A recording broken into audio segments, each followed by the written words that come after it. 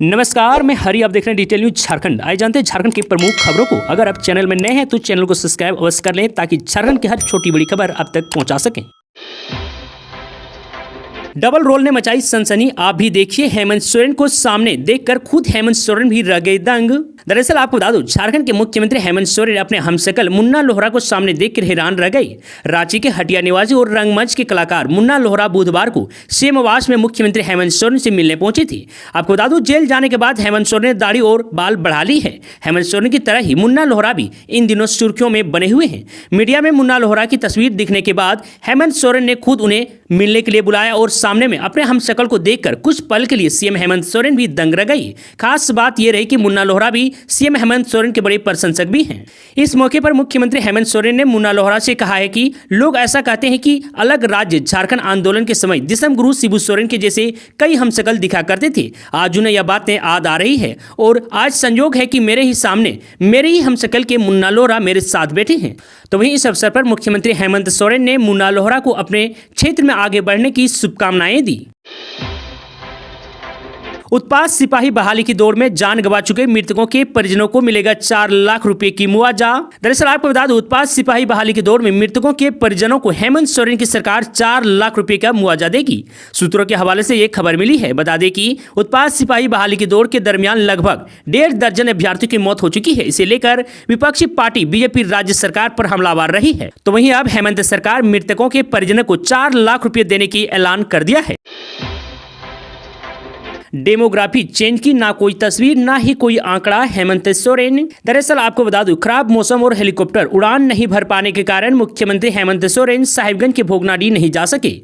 उन्होंने रांची के कांके रोड स्थित अपने आवासीय कार्यालय से ही अपने 2 सहयोगी मंत्री सत्यानंद भोक्ता और इरफान अंसारी के साथ ऑनलाइन आपकी योजना आपकी सरकार आपके द्वार कार्यक्रम को संबोधित किया। इस दौरान उन्होंने साहिबगंज जिले को लगभग 31,184.923 लाख रुपए की विभिन्न योजनाओं की सौगात दी। सीएम ने 3,32,192 लाभुकों के बीच लगभग 14,441.449 लाख रुपए की परिसंपत्तियों का वितरण भी किया। वहीं 5,496.837 लाख रुपए की 62 योजनाओं का उद्घाटन एवं 25,688.086 लाख रुपए की 202 योजनाओं की आधारशिला रखी। वहीं हेमंत सोरेन ने कहा कि हमारी सरकार धर्म, समुदाय, जाति के आधार पर काम नहीं करती है। सभी का सम्मान करते हुए उनके हितों की रक्षा करना हमारी सर्वोच्च प्राथमिकता रही है। सरकार ने सदैव प्रयास किया है कि यहाँ के आदिवासी मूलवासियों को सामाजिक, शैक्षणिक और आर्थिक रूप से सशक्त किया जा सके। मुख्यमंत्री ने कहा है कि हाल ही के दिनों में कुछ तत्वों द्वारा राज्य के भीतर डेमोग्राफी चेंज होने की बात कही जा रही है, लेकिन सच्चाई यह है कि हमारे राज्य के किसी भी क्षेत्र में डेमोग्राफी चेंज की कोई भी तस्वीर नहीं दिखी है और न ही डेमोग्राफी चेंज से संबंधित कोई तथ्यात्मक आंकड़ा उपलब्ध है। साहिबगंज के कार्यक्रम के साथ ही सरकार आपके द्वार कार्यक्रम का 4था चरण संपन्न हो गया है। झारखंड में बीजेपी ला रही है गोगो दीदी योजना, सभी को मिलेंगे इतने 1000 रुपये। दरअसल आपको बता दूं, झारखंड में विधानसभा चुनाव नजदीक आते ही राजनीतिक रणनीतियां जोरों पर है। खास तौर पर सभी पार्टियों का ध्यान महिला मतदाताओं को लुभाने पर है। सत्तारूढ़ झारखंड मुक्ति मोर्चा यानी कि जेएमएम ने महिला वोटर्स को साधने की कोशिश में मैया सम्मान योजना शुरुआत की है। अब इसी को टक्कर देने के लिए भाजपा गोगो दीदी योजना लाने का फैसला लिया है। आपको बता दूं, भाजपा ने दावा किया है कि अगर वो सत्ता में आते हैं तो गोगो दीदी योजना महिलाओं के लिए लाएंगे। इस योजना के तहत बालिका की जन्म के बाद मां और बेटी दोनों को सम्मान राशि देने का प्रावधान है। हालांकि भाजपा ने अब तक ये खुलासा नहीं किया है कि ये सम्मान राशि कितनी होगी। भाजपा ने कहा है कि इसकी जानकारी वो संकल्प पत्र में देंगे। भाजपा हेमंत सोरेन की मैया सम्मान योजना को इसके जरिए टक्कर देगी।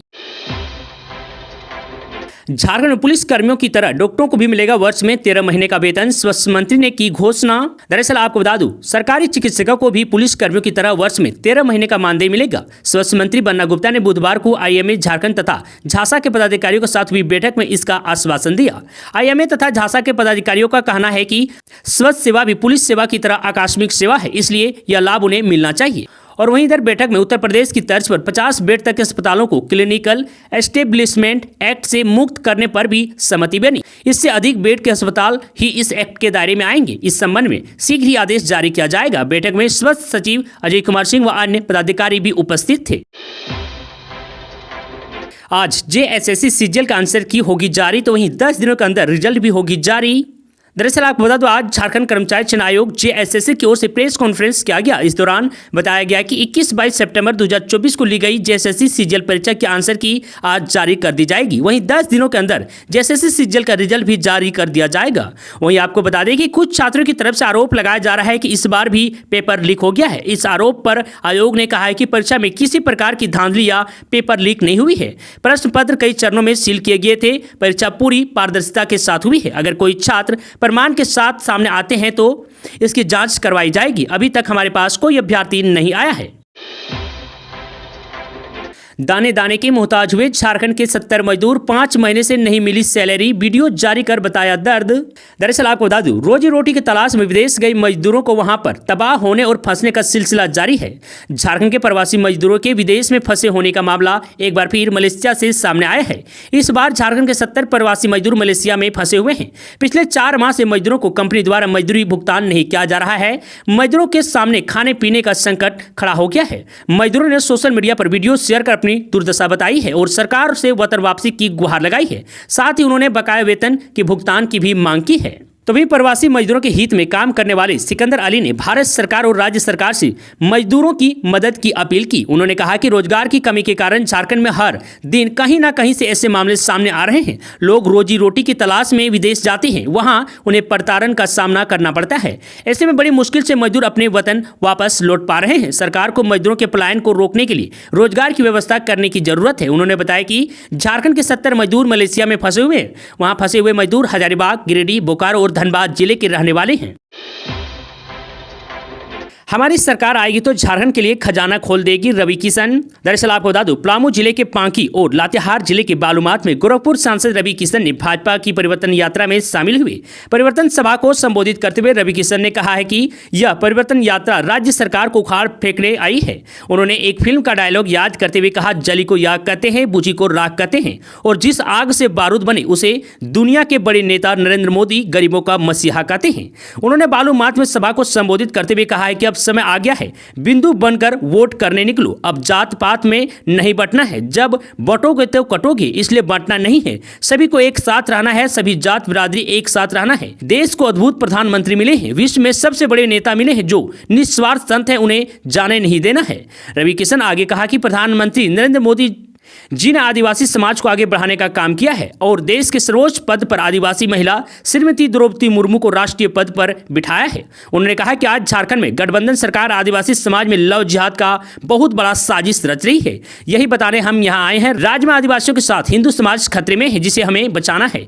इन घुसपैठियों लोगों को बाहर निकालना है। झारखंड सरकार आदिवासियों का अस्तित्व मिटाने में लगी है। झारखंड में घुसपैठियों के कारण आदिवासियों की दयनीय स्थिति हो गई है।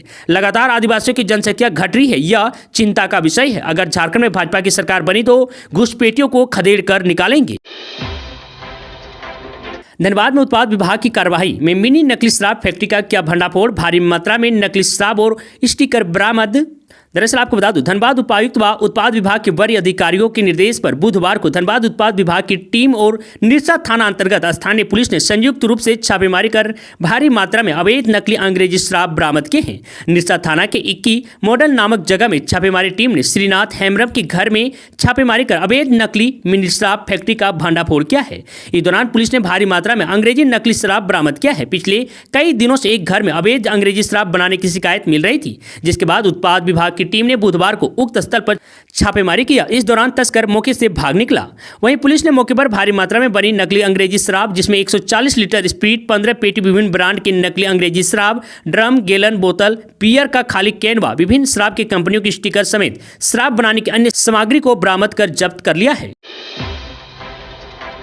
हेमंत सोरेन ने आरएसएस की तुलना चूहों से की, भाजपा पर लगाया झारखंड का माहौल बिगाड़ने का आरोप। दरअसल आपको बता दूं झारखंड के मुख्यमंत्री हेमंत सोरेन ने बुधवार को राष्ट्रीय स्वयंसेवक संघ आरएसएस की तुलना चूहों से की और भारतीय जनता पार्टी व आरएसएस पर चुनावी फायदे के लिए राज्य में सांप्रदायिक सौहार्द बिगाड़ने की कोशिश करने का आरोप लगाया है। साहिबगंज जिले के भोगनाडी में एक जनसभा को संबोधित करते हुए सोरेन ने दावा किया कि भाजपा हिंदू और मुस्लिम समुदाय में जहर के बीज बो रही है। उन्होंने विशेष तौर पर असम के मुख्यमंत्री हेमंता बिस्वा शर्मा के इसमें शामिल होने का दावा किया। आपको बता दूं, रांची से वीडियो कॉन्फ्रेंस के जरिए भोगनाडी जनसभा को संबोधित करते हुए हेमंत सोरेन ने कहा, आरएसएस चूहों की तरह राज्य में घुसपैठ कर इसे बर्बाद कर रहा है।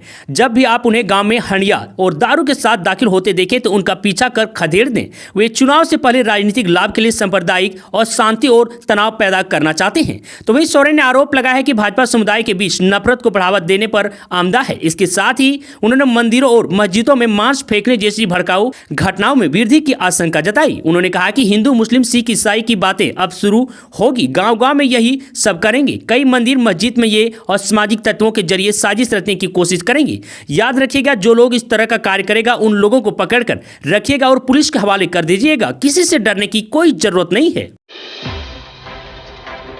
चंपई सोरेन की सुरक्षा में तैनात वाहन को हटाए, पूर्व सीएम ने दे डाली चेतावनी। दरअसल आपको बता दूं, राज्य सरकार की ओर से पूर्व मुख्यमंत्री चंपई सोरेन की सुरक्षा में तैनात वाहनों में से कुछ को वापस ले लिया गया है।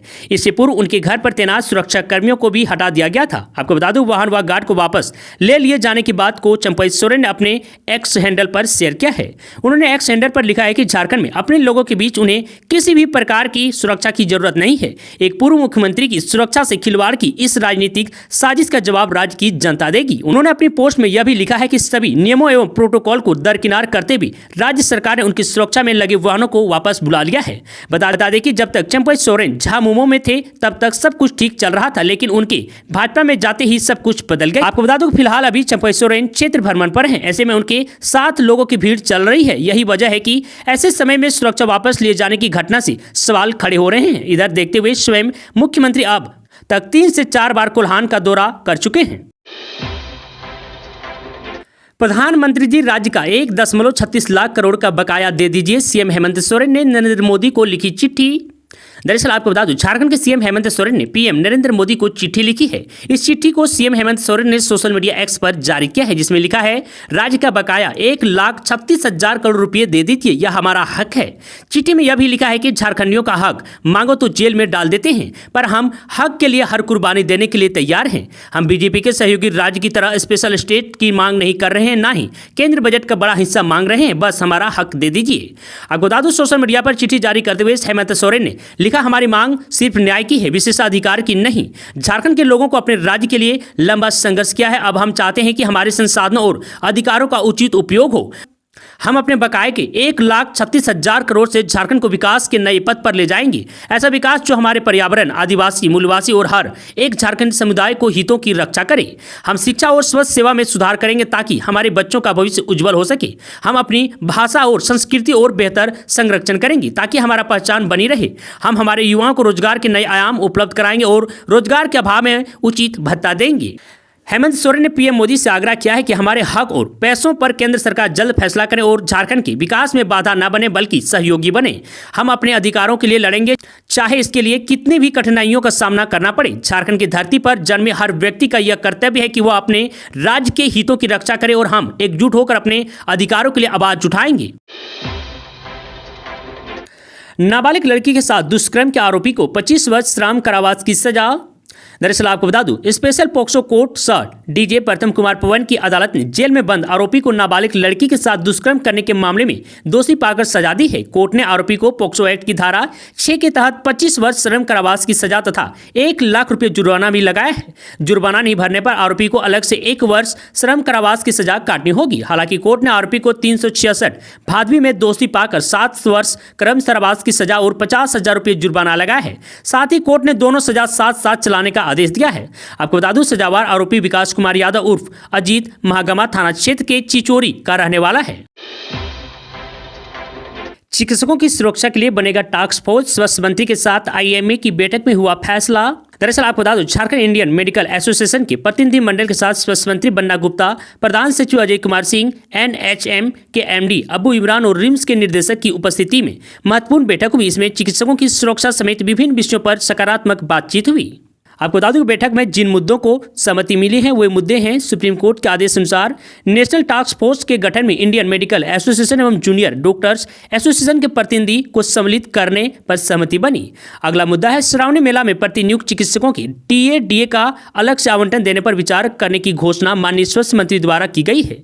और वहीं इधर सहमति हुई कि राज्य, जिला, अनुमंडल स्तरीय जो भी समिति बनाई जाएगी उसमें पूर्व की तरह आईएमए के प्रतिनिधि भी एक सदस्य होंगे। वहीं अगला मुद्दा है महिला चिकित्सकों की सुरक्षा से संबंधित आवश्यक निर्णय लेने पर सहमति बनी। इस बैठक में टीम IMA झारखंड एवं झांसा झारखंड के अलावा विभिन्न चिकित्सकों संगठनों के लोग उपस्थित रहे।